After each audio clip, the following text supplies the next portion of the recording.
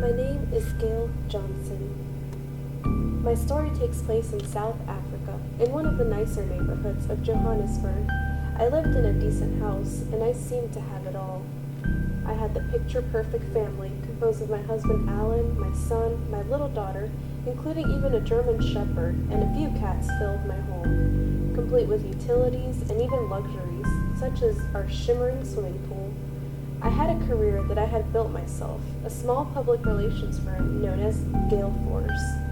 Yet I was still horrified at the government's continuous repression of black people. I wished that there was something I could do to find a remedy to the continuous separation in the country. Keeping up with Nelson Mandela's prison negotiations made me believe more and more that nothing would happen to change the status of our country. People had to stop reaping the benefits of the system and its preference for whites. I just needed validation in my rage that nobody else considered these issues important. South Africa couldn't continue as a nation while denying the rights or existence of 40 million victims of apartheid, which means separation. Then I came across AIDS through my friend, whose brother had the HIV virus. Seeing how the illness took over him as he endured the terminal stages, I was appalled.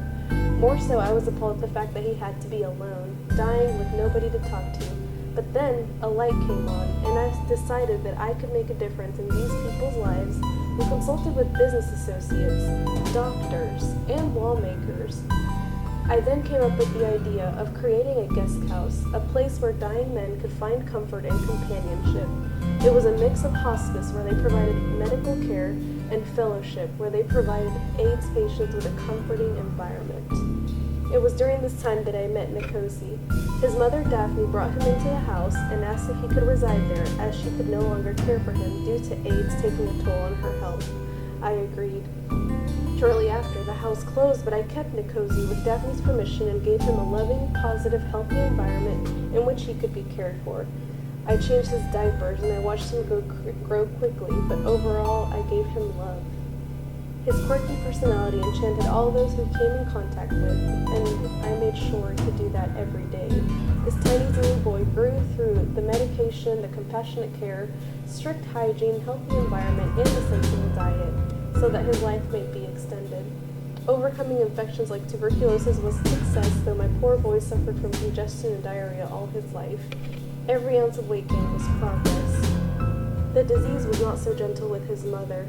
Shortly after, his mother passed away, and he was an orphan, just like millions of other African children were, due to AIDS. As Nkosi recovered from his mother's death, he decided he wanted to go back to school. Our decision to enroll him in a public school caused a social uproar, one that made history. The Mill Park principal accepted Nkosi into school, but he was met with protests. This revolutionary request led to regulations on the non-discriminatory status and treatment of HIV-positive children in public schools. All the way to his death, my boy's legacy was recognized even by Nelson Mandela. He touched the lives of many by putting a face on the HIV community of South Africa, giving millions hope and dedication.